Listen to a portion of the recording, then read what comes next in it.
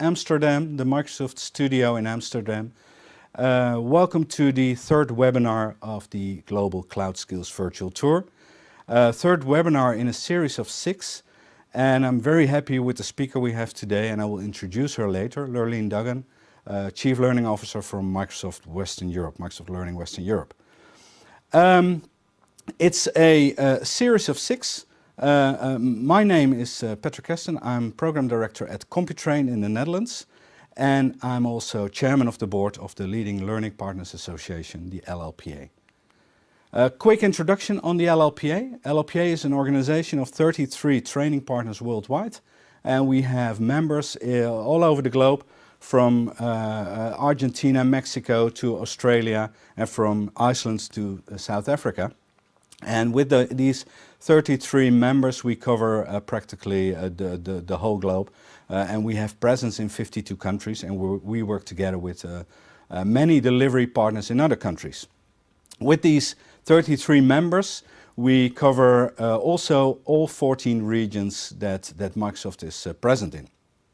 And we started in 2013 when we thought it's a good idea to join forces, to share best practices, and also to do training and certification projects together.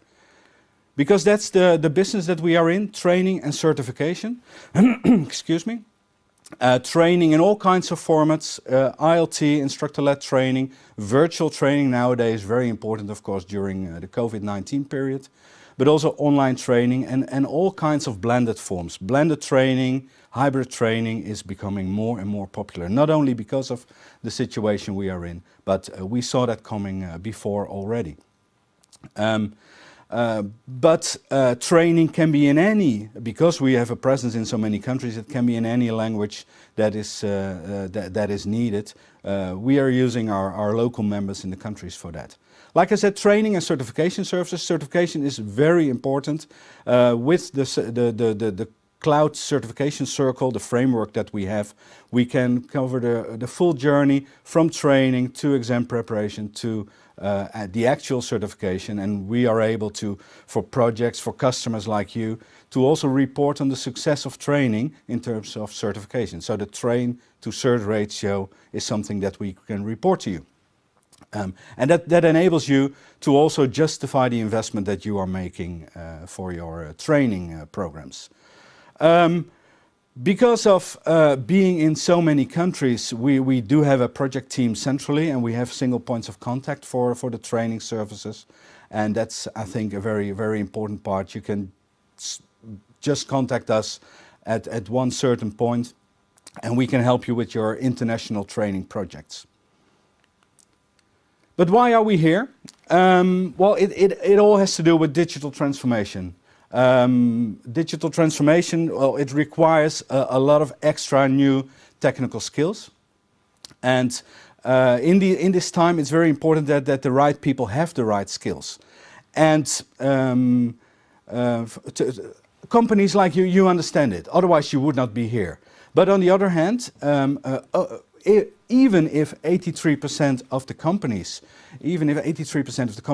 they realize that new technologies can bring new business, only 60% of those companies have a real, transparent cloud strategy. And it's even worse. In these 60% of the companies, only 3.5% of the people have the right skills.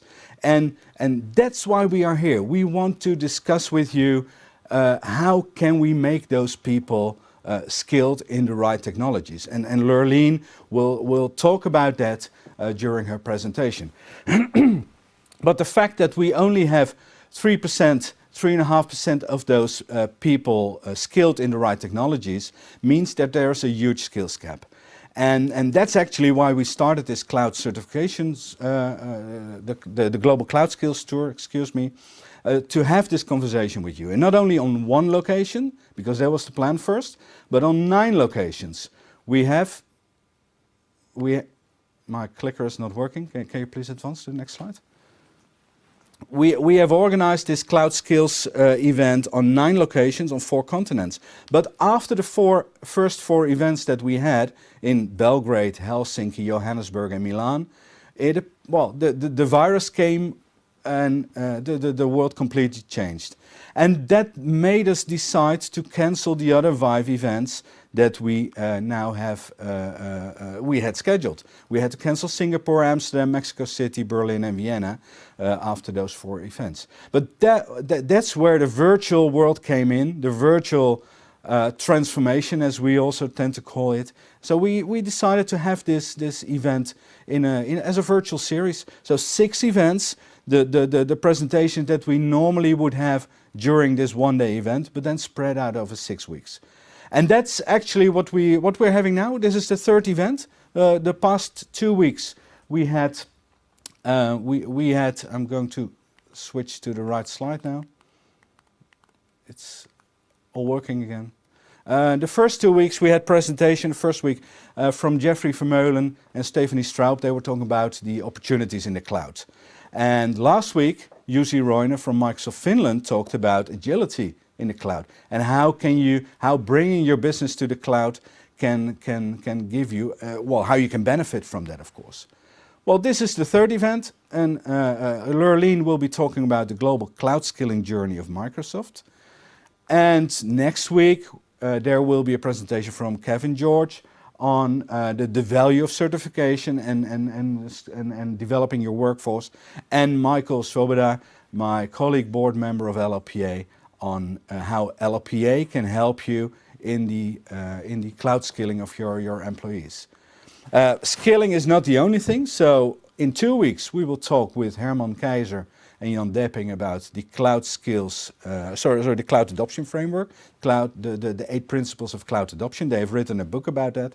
And we will finish on June the 30th with Ron Augustus, Customer Success Director, who is going to talk about customer experiences. And there will be also 2 customers talking about their experiences. So we hope that you can really benefit from that in taking your decisions. But now, the 3rd event, and I'm very proud that Lurleen Duggan, Chief Learning Officer from Microsoft Western Europe, is here with us today. Well, not here with us. She is actually based in Ireland, looking at her here now. Good morning, Lurleen. Very happy you are here right now.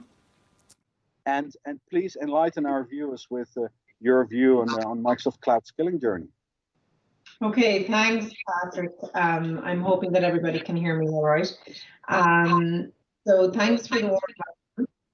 I'm delighted to join you all today. I will switch off my video, so I'm purely doing that because of my broadband in the country in Ireland, and it may not be as good as I would like, unfortunately, to make sure that I maintain my presentation and my audio along. I think the video may actually compromise.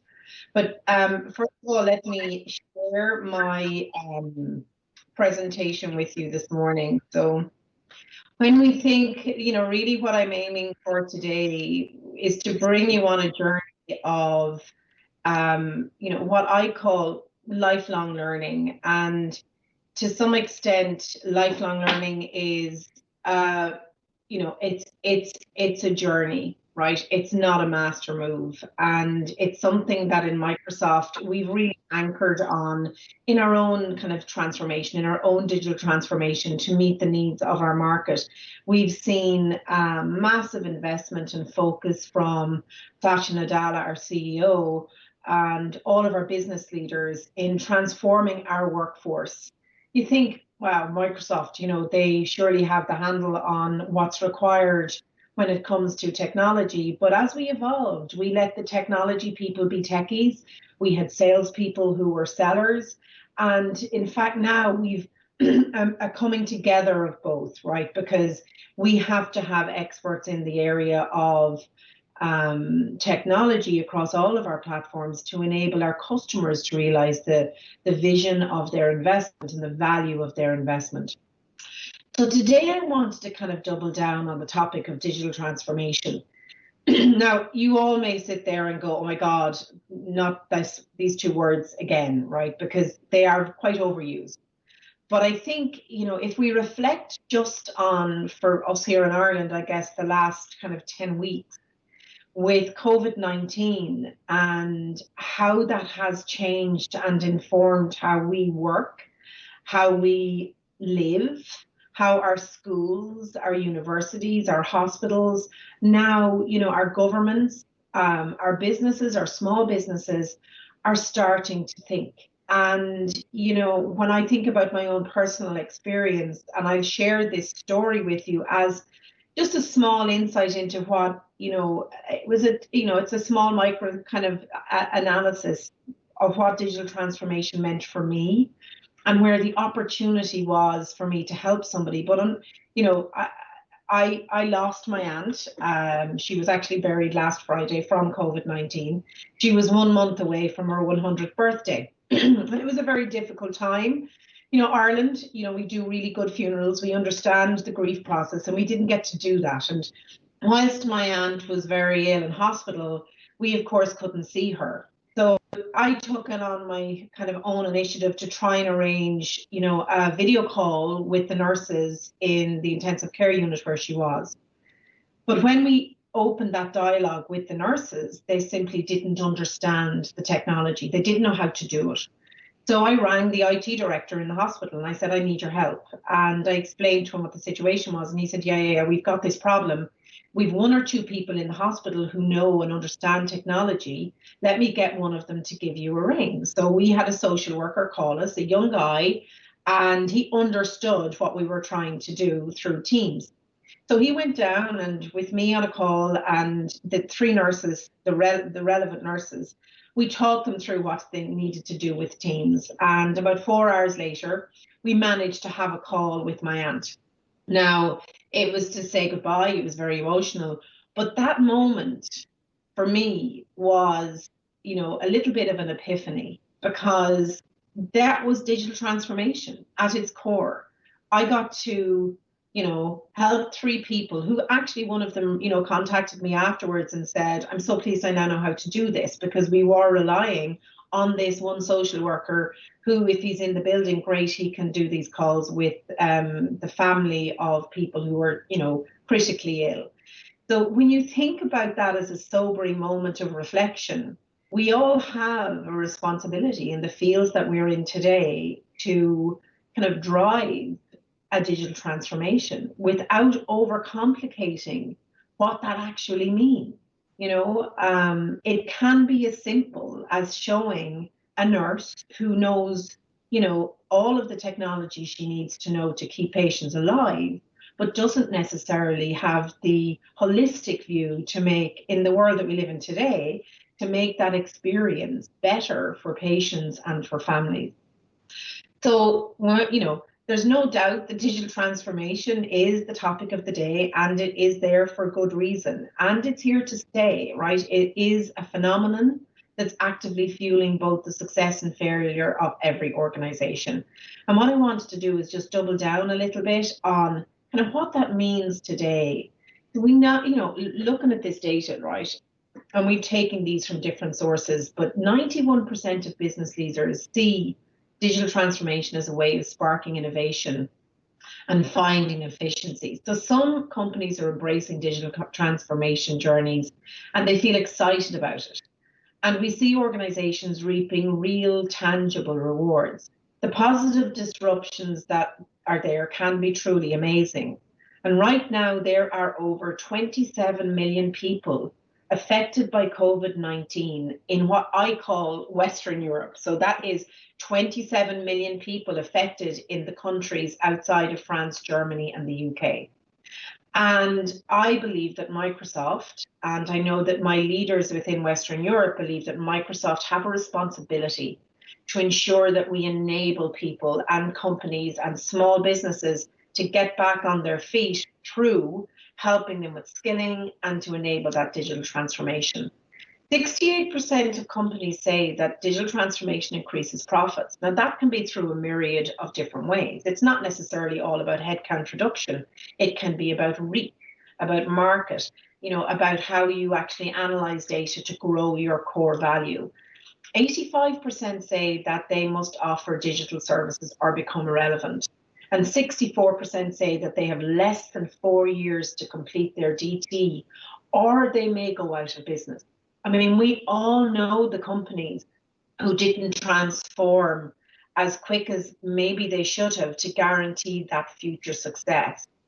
But we also acknowledge that for some, the whole topic of digital transformation is causing tension. And there's a legitimate concern about getting digital transformation right. And in truth, future success does depend on making the transition.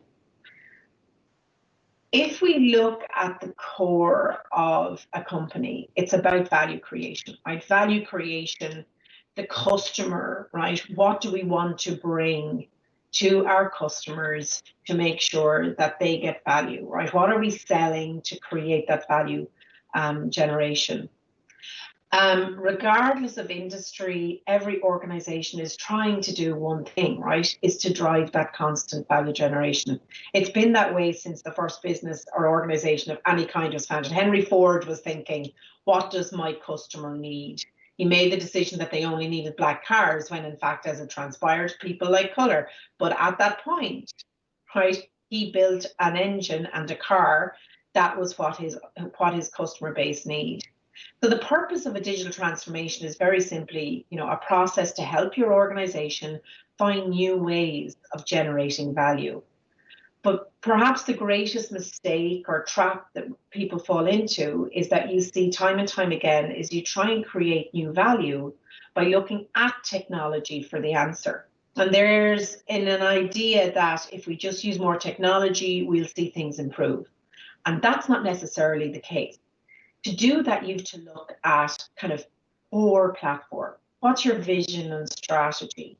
How does it impact your culture? What's the unique potential of the organization? And then what are our existing capabilities? Organizations that are successfully going through this digital transformation journey are the ones that understand that process.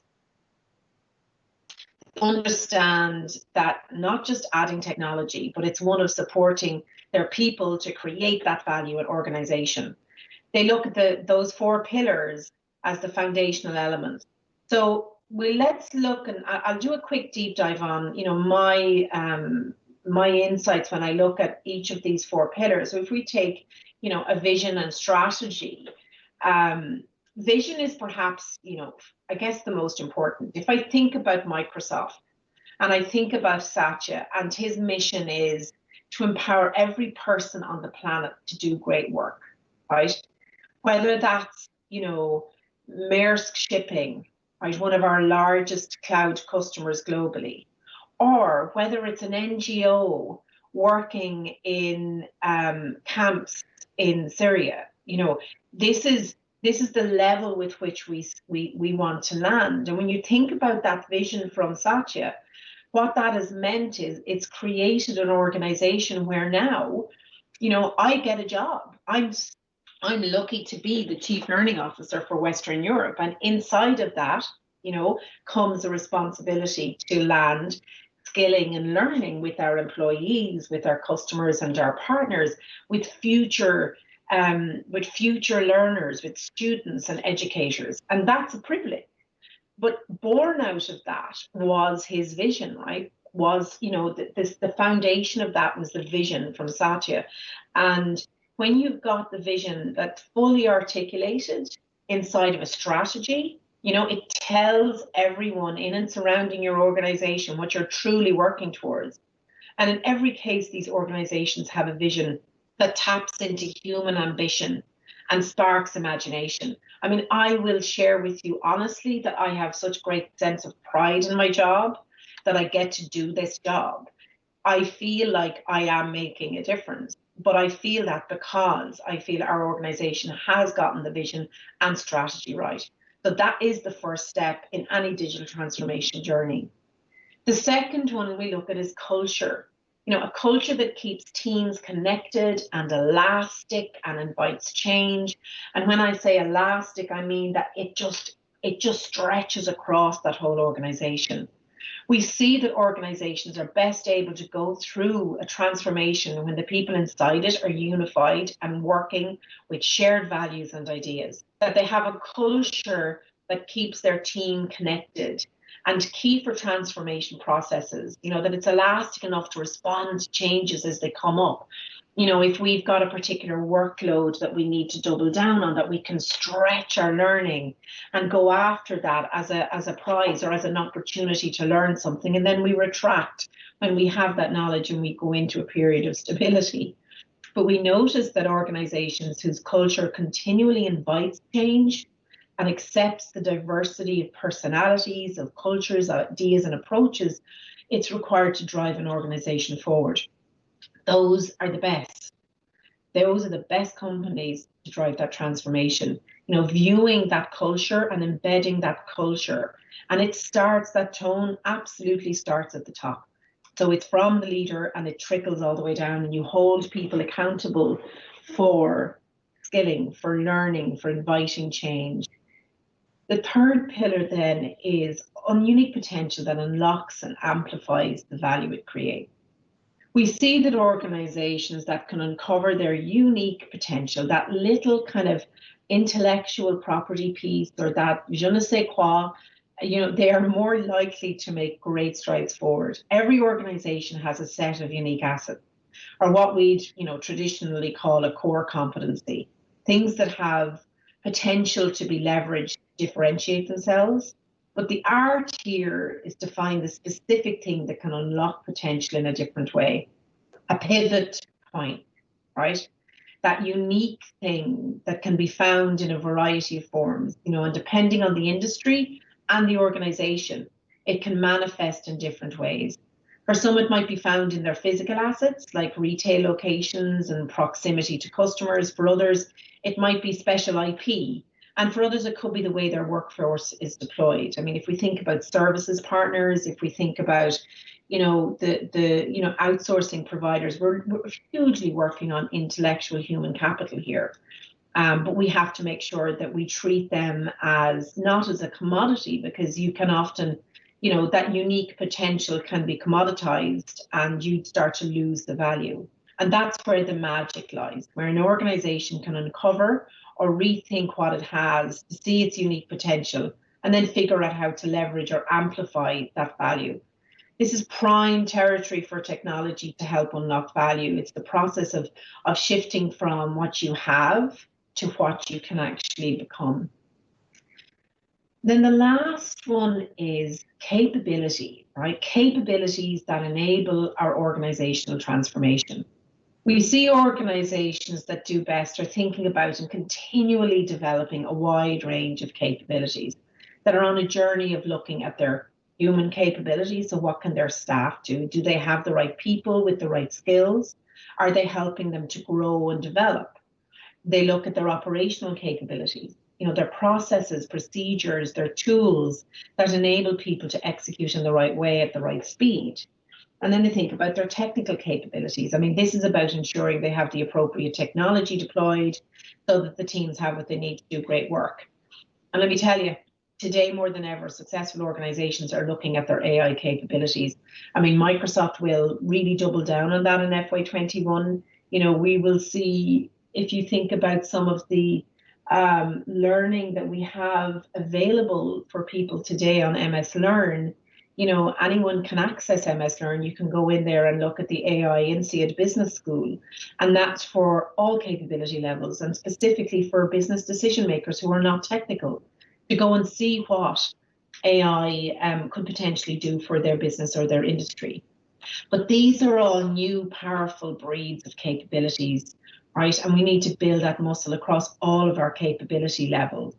And we need to do this, if you think about companies that are able to make better decisions, it can reduce the fear of that digital transformation. It can reduce the friction that may happen from, departments going, well, hang on, it's back to who moved my cheese, right? Like too much is changing and I don't want to deal with this, but it's actually helping to unleash and unharness the capabilities within that organization. But if you think about it, so let's just kind of recap slightly. It's all about people and technology. We believe the essence of any digital transformation journey is fundamentally simple. Its purpose is to generate value. We think of value creation, that's the core of what we're trying to drive. And it's achieved by focusing on the people within your organization first, and then working to empower them with the right technology, enabling them to create more, do more, solve more. It's people plus technology. Technology is just the tool. People are the focus, and more value is the outcome. I love this quote, if we're going to grow, we have to change. And if we're going to change, we have to learn. I'm maybe a little biased as Chief Learning Officer, but at the end of the day, digital transformation will inevitably require new skills. Not an option, not a question. When we think about, what we want to achieve, and you think about digital transformation efforts that are underway kind of in most enterprise companies worldwide. And in Journey, these companies are finding they need an enhanced set of skills and knowledge to thrive as a digital company. Jobs exist in today's economy that just didn't exist even 3 years ago. And skills, my job, transparently, the Chief Learning Officer wasn't a role that was certainly at the executive level it is today 3 years ago. And skills required for any job continue to evolve. The average life of a skill today is less than 5 years. And if we think about, if we even think about Microsoft Azure, it is changing. Its capability is changing faster than, most normal, I call them normal humans, can keep up, because you are constantly learning. But to meet today's expectations, you need a skilled workforce. Why? Well, if we think about, if you have a workforce with the latest skills and capabilities, you can be more innovative. If you want to be more innovative and can be more innovative, you gain a competitive advantage, right? Whether that be speed to market, new features, or anything you can imagine. You can't meet today's demand if you don't have the right talent with the right skills. But skills build confidence, and confidence drives productivity, innovation, and growth. So when we think about that from a skilling perspective, organizations are looking for better ways to help their employees get prepared so that they can truly perform the roles supporting their business. If we, and this is a kind of a top level CEO's perspective on talent that's critical to success. Attracting and retaining talent, that's up there at 62%. It's expensive to hire people, right? And it's even more expensive to lose people. So retaining them is so important.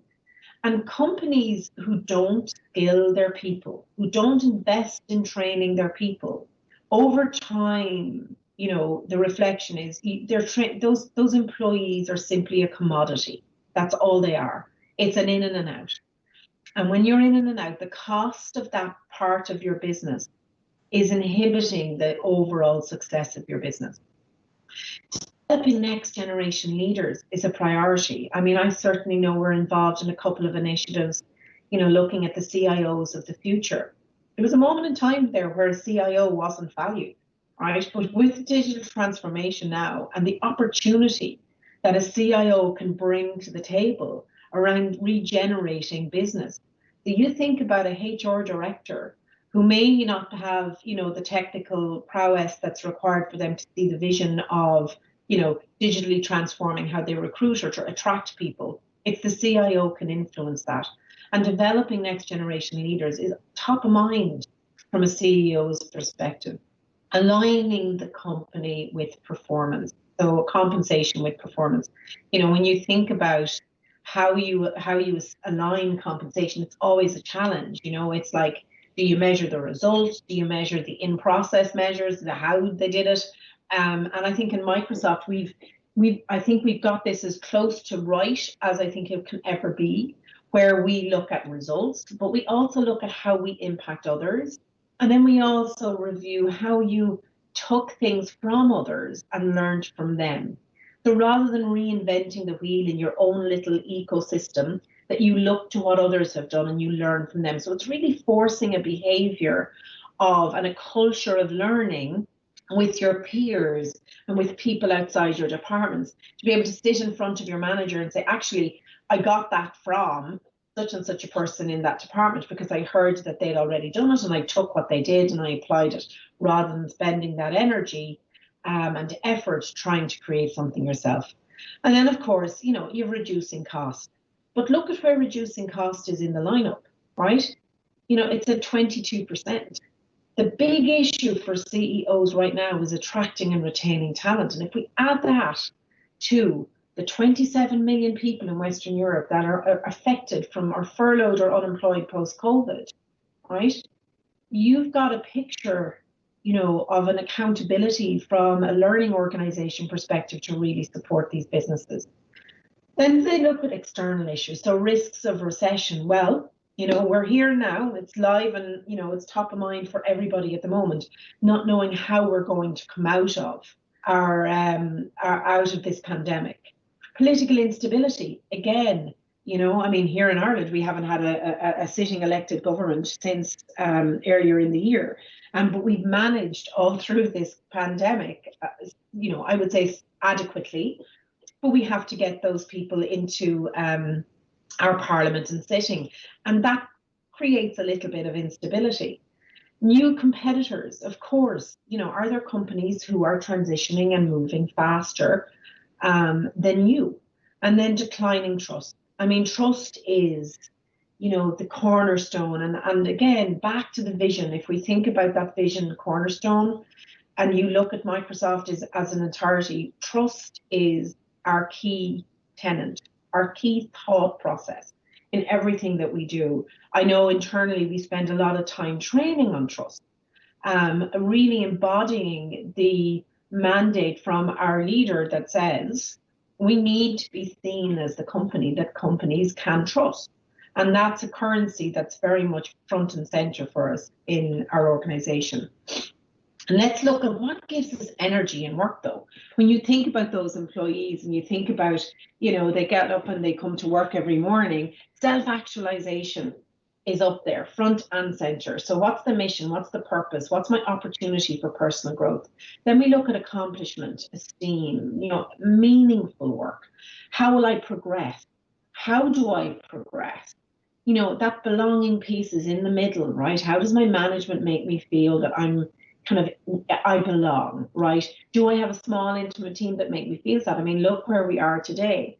My team are spread all over Western Europe. I haven't seen any of them since December. I talk to them daily, of course, through Teams, but I don't have that opportunity in the world that we live in today to physically meet with them. Safety, so flexibility, diversity, inclusion, stability. And then right there at the bottom is that salary, benefits, health and well-being. But then we go a little bit further. What matters most? When we did the analysis, it's all about meaningful work. The nature of the work itself sits at 26%. And then the opportunity to learn and grow is at 19%. And that opportunity to learn and grow at 19%, that's not an easy battle to win because it takes time. And, we do employee satisfaction surveys in Microsoft and we test that. And, we don't score brilliantly on, people feeling that they have the time to learn. So that's often the challenge inside an organization. Do your employees get the time to learn? Have you made that transition for them to say, prioritize learning, right? Prioritize the opportunity to learn. Reward for learning. That's something that we have started to do quite successfully this year in Microsoft. We're actually acknowledging people now who have gone over and above from a learning and a skill development capability. But it's very important that we afford employees that opportunity. People feel valued when they have that conversation with their manager about what their next step is and what learning they need to do to get them there. Hiring of software engineers is growing 11% faster in non-tech than tech. That's a really interesting little statistic. The number of software engineers is growing 3 times the rate of mechanical engineers in the auto industry. So right now, when you think about, the tech industry, we know that we have a huge gap coming, a wave coming at us by about 2022, where we won't have a fraction of what we need in the market. And 62% of executives believe that they need to retain or replace more than a quarter of their workforce by 2023. 70% new jobs will be created which don't exist today in the next 5 years. And we have 160 billion of cost to the economy due to technical skills gaps. So if we think about, a wonderful initiative in Italy, our GM Silvia is running, which is the Ambition Italiano, which is really looking at, impacting upwards of 3 to 4 million people in Italy from a skills perspective, helping them to get back to work, helping them to retrain. And Sylvie is certainly, for me, as a role model in what she's driving, as having come through, one of the worst periods in history for Italy. Our leaders are openly acknowledging that we've got to help. And run on technical skilled people starts now. If we look at, and for some reason I do apologize, but my deck has frozen. There we go. And the good news, though, is that 74% of employees are ready to completely retrain in order to remain employable in the future. I mean, think about that.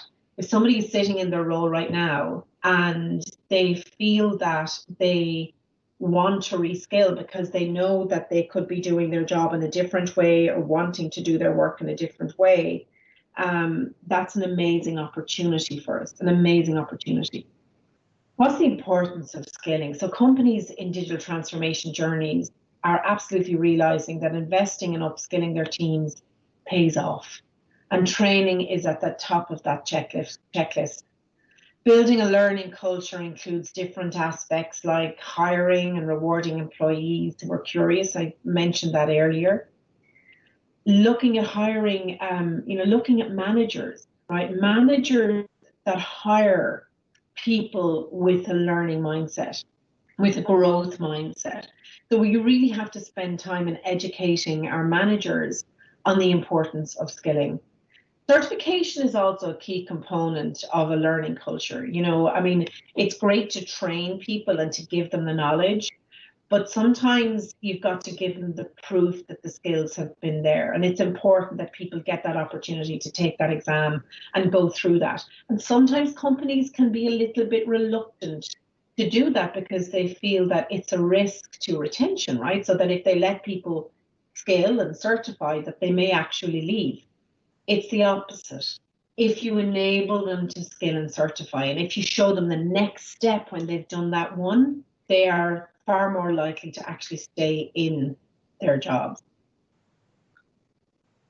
What does the workplace look like? As we see it today, we know all too well that we're experiencing a changing workplace, and across the HR industry, we believe that a key set of trends is driving that pace of change. If we look at the 5 workplace trends that are starting with the skills economy, let's look at data. If we look at data insights, 62% of executives believe that they need to retain or replace more than a quarter of their workforce by 2023. I alluded to that in a previous slide. We need to make the global skills gap needed for jobs available. We need to enable an efficient marketplace where people can actually go and access what they need from a digital perspective. If I think about, in Microsoft, we have something called the Enterprise Skills Initiative, and you may know what I'm talking about, but it's where we basically we've got training program managers who work with customers to build learning plans across multiple geographies. And we use platforms to do that. But because of COVID, we're not doing any in-room classroom training anymore. Everything is online. And we had the capability to be able to do that with the flip of the switch. And that was a huge benefit to Microsoft, but also to our customers, that they could continue on that journey. We look at a changing workplace from an augmented humanity perspective, so leveraging technology to augment the work experience and unlock that human potential, not replace it, but unlock it. Diversity and inclusion is absolutely essential. No more, you've seen what's happening in the US at the moment. It's top of mind for Microsoft. Satya has been very vocal on what it means for us as an organization and what we need to do. But understanding inclusion and belonging is everybody's responsibility while still focusing on that diversity pillar. Purpose, culture, and your company stance. So, if we think about being the corporate citizen, and now more than ever, companies are reflecting on what can we do. We need to stay internally focused and make sure that our business stays open. But then we get value in the workplace, and our employees get value in the workplace from giving back. Finally, then fluid and flexible, shift from formal and full-time to dynamic and flexible teams, new ways of working. We've had so much, if we think about teams and we think about education, in Western Europe, we saw 2,500% growth on teams over 3 weeks, 2,500%. I'm sure people on the phone have seen that cartoon graphic, which is, what drove digital transformation in your organization. And you've got the little tick boxes, CIO, IT department, COVID-19, and you tick the box for COVID-19 because people had to. Governments are now actively talking and saying, how can we do this and remain current, through this pandemic? We very early in the process ran the first court case in Italy through Teams, right? I think probably about 2 weeks, 2.5 weeks into the COVID-19 pandemic. So we know that we are in a rapid learning, and ability to change is absolutely a necessity. So for me, as a chief learning officer, it is absolutely, I'm at this crossroads, right? You're transforming employee learning to meet customer needs. I know that connected learners are 8 times more likely to be high performers, 25% faster at learning skills, and they're going to be 66% more engaged. So when I think about that and I talk to my internal sales leaders are naturally focused on revenue, right? And it's trying to help them to understand how learning is such a priority, not only for their staff, but also for their customers. And that's a journey that I'm on right now. And CLOs, in my role, I have a choice to make. Can I be trainer focused? It becomes like a budget line item. We take, orders for training plans, and they're all important. But as a CLO, I have to be more of a transformer. I have to look at the overall picture on investment, a partner in driving an outcome for a business inside of our company, continuously adapting, forced change. Think of the analogy I gave with COVID-19. We were running lots of classroom deliveries, even with our partners, our learning partners, and internally ourselves, we were able to flip to online learning very quickly. We need to curate, co-create with subject matter experts and foster capabilities, not just for now, but for later, and keeping that lens. When we look at the change across those 3 areas, goals, method, and departments, we see we want to go from developing skills to developing mindsets and capabilities that help workers perform well and adapt smoothly in the future. And we do that through learning, becoming more personalized, autonomized, linked to the individual, digitized, more gamified. I'm apologies for all these words, but that it becomes very learner centric. And lastly, that it's available when and where it's needed. Gone are the days, where everything will be in a classroom. It absolutely needs to be blended. And then, of course, the departments, so learning units, are becoming more agile and more strategic. Leadership development from a goal perspective is really important, right? If we need to get that right for our leaders. And again, from skilling to capabilities and cultivating a curiosity and a growth mindset. Our BDMs are, a key cornerstone for us all to really understand, for them to understand what digital transformation means to them. So whether it's a HR director or a finance director or a marketing lead, that they get their that they understand what, the cloud can do for them or AI can do for them. And it's important that I'm thinking that way when it looks to building skills plans, as an example, for our customers, and that BDM's value realization of the product that their company is invested in. We need to be digitized, we need it to be autonomized, personalized, optimized, and absolutely in the flow and in the rhythm of your business across all departments, organizations, roles, and development. Looking at kind of the all up, to summarize, digital transformation is about people transformation and culture transformation. They're the three pillars that you need to get it right. And it's important to remember that it's a journey. It's not a master move, right? Learning is a new way of working, rewarding for learning, hiring people that are natural learners. It's important. This is something that you don't flick a switch. We need to make sure it's embedded in the organization. Thank you very much for your time. I'm going to hand back to Patrick now, if that's okay. I believe I'm coming to the end of my time and we actually open for some Q&A. Indeed. Thank you very much, Lurleen. Great story.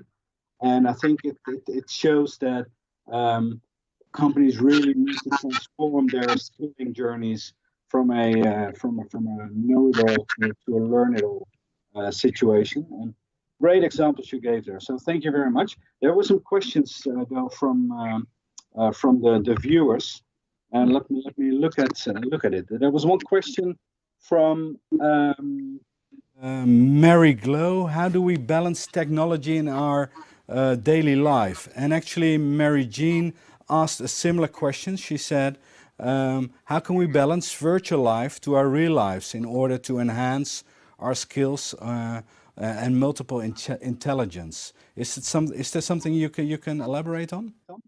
Yeah, I think, look, the first thing is it's a tough one. It's a tough nut to crack, particularly in the current environment. I mean, I spoke to somebody the other day and I said, I feel like I sleep where I work as opposed to I work where I sleep. So it's like, I think you have to be very deliberate on how you manage your time and your access, right? So sometimes you just need to, I don't know if we'll ever walk away, because I think Patrick, correct me if I'm wrong, but they're two slightly separate questions. Balancing technology in your life, I think we have to be very deliberate, right? We have to be very deliberate around time management, and your phone is in your hand all the time. I try and kind of get rid of the laptop at a certain time of the day, keep it out of the room for me where I am. But I don't believe that if your fridge is connected to the internet, right, it's or if you have a smart TV, it's very difficult to do that complete cleanse because it's part of how we live today. And I think we need to make that choice around how deliberate we want to engage with it. And I know personally for me, I switch off, I leave my laptop in another room, I put my phone, I take off the Wi-Fi on my phone. There's just little things that I try and do as a habit, and try and do that with my kids as well. But it's not always work. It's not always possible. And I do feel like sometimes I sleep, as I said, where I actually work. The second point then, Patrick, if you can just repeat that question for me again, because I think there's a subtle difference. Get back to the questions. How we can we'll balance our virtual life to real life. That's actually what you now responded. How we can balance technology in our daily life. And I think that's, I don't have the secret sauce to that answer, but I think the way we do it is, there's a benefit to technology. And I think it's when it takes up that mindfulness moment from you, if it's taking up that, it's too much time, then that's where you have to get very deliberate with what you choose to engage with. And that's what I do personally. As I said, I close the laptop and leave it in a separate room because that's what I have to do. If it's in the same room as me, I will have it open. I disengage my phone for a period of time every day. I try and take meaningful breaks. I think COVID has forced people into being better, actually, at segregating that time, because if you don't do that, there are days where you simply, from the minute you get up to the minute you stop and go to bed, you're working or you're thinking or you're doing things because you haven't left your job. You're actually living where your job is. Yeah. Well, I actually read something last week, and there was somebody saying having the commute time, driving from my office to home, really helped me in the past to close the day, and that's what I'm missing now. So that's you have to really force yourself to do that. Yeah, I think a great suggestion that I had from, again, I can't remember whether I read it, but was, that commute to work was wonderful decompression time. And what somebody told me that they do is they actually leave their house in the morning. They walk out their door and they go for a quick 15-minute, 20-minute walk. And then when they walk back in their door, they walk straight into the room, the office, or whatever room they work in, and they start their working day. Yeah. And when they finish in the evenings, they get up and they leave the house again and they go for another quick kind of 30-minute walk and turn around and come back in and then go straight into the home to their family. And that was how they managed that time. And I thought it was actually very clever. I haven't gotten to do it very often, but I'm aspirational. There's always something else to do, right? And that's where we have to protect ourselves from. Yeah, but it's a good example. Another question. I think you have convinced a lot of people about the skills that are needed for the future. Like you said, so many jobs that will be there in 5 years we don't know about. What would be, well, maybe there is a secret sauce, maybe there's not, but what would be the number one option for companies that are convinced now that they need to skill their people to benefit from all the technologies that are here now? Let's say there's a company that doesn't do anything. What's the number one ingredient? Well, I think if there's a company that doesn't do anything, they are at risk. I mean, the research through IDC has said that companies that stay as they are, with the next 4 years are kind of crucially important. And I think the biggest opportunity is probably around data and can you hear me okay? Sorry. Yeah, sorry. I replied to somebody. Yeah, sorry. I think that, when we look at data and AI, it's probably one of the largest opportunities that we have. No doubt. I can't emphasize that enough. I think if I was in a company right now, I would certainly, take maybe go into MS Learn and take a quick look at the AI Business School. It's aligned by industry and it'll give you an opportunity just to kind of, you don't have to be technical to consume the content, but it'll give you that opportunity to really understand what AI could potentially do for you. But I think if you don't do anything, that's the big gap. That's the big gap, right? If you don't do anything. And it will only get bigger then if you don't do anything now. Yeah, the correct. Gap will bigger. Just enlarge, and you can guarantee that your competitors are doing something. Exactly. So it's a matter of being ahead of the competition, and you winning the area of the new business, the new opportunities. Yeah. I think there's time for one last question. It's from Prasad. He says, how do organizations use for utilizing generated skills? Mainly freshers' perspective, as we see industry need experience and freshers need experience. I'm asking this question as I work with a lot of interns or students in South Africa in our organization, so I always see it as a challenge. Appreciate if you can give any views on this. But actually, it's related to the previous question. How do you get started? That's how I read it. Great. It's a great point. And I think it comes back to this diversity and inclusion. I think it's very industry specific and it's leadership driven, right? So, fortunately in Microsoft, we've got this Aspire program, or what we used to call the Mac graduate program. And I'm very proud to say that in my team, I have a Mac graduate that came through that process. And I value her. And in fairness, some of you may get to speak to her. It's Stephanie, who's my training program manager in the Netherlands. But Stephanie brings an energy as, you know, a kind of a young graduate to my team, where I have people who have, you know, lots of experience. One person on my team is nearly 20 years in Microsoft. But you have to look at it from a diversity. So I think as leaders, the first step is to make sure that you've got that view of, you know, experience, but also energy and a new way of thinking. Super, super important. As an individual, you know, we all have to start somewhere. We all started somewhere, right? And I think if you think about the skills gap, and you think about people who are early stage career and what they're doing to kind of grow their own personal careers, skilling is a wonderful foundation. And, you know, I'm not going to go back about the data and AI piece again, but we absolutely know that, you know, retaining staff in the current market, so millennials are far more inclined to move and leave a company than, you know, older demographics. So if you're going to have that constant churn of that human intellectual capital, that's not going to help your company. So it's a way of, you've got this opportunity to bring them in. Yes, bring them in when they're graduates, but then really double down on training them and retaining them, and then listening to them and bringing them into kind of forums and communities where, you know, you can kind of give them a start. So through everything from, you know, I guess kind of social and education and what we do with universities, all the way through to when they are actually employees, how you know, enable them to bring value to your business. And a great way, and I've seen it in Microsoft, I saw it in my previous company, we would often give graduate or high potential graduates particular programs and projects to work on. And they were often the innovators, right? Because they had no predetermined expectations.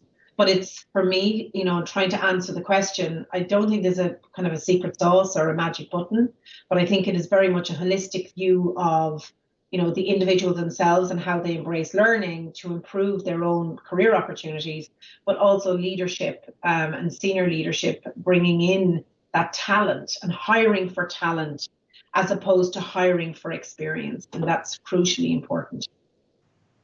Very, very great answer. Thank you very much, Lorraine.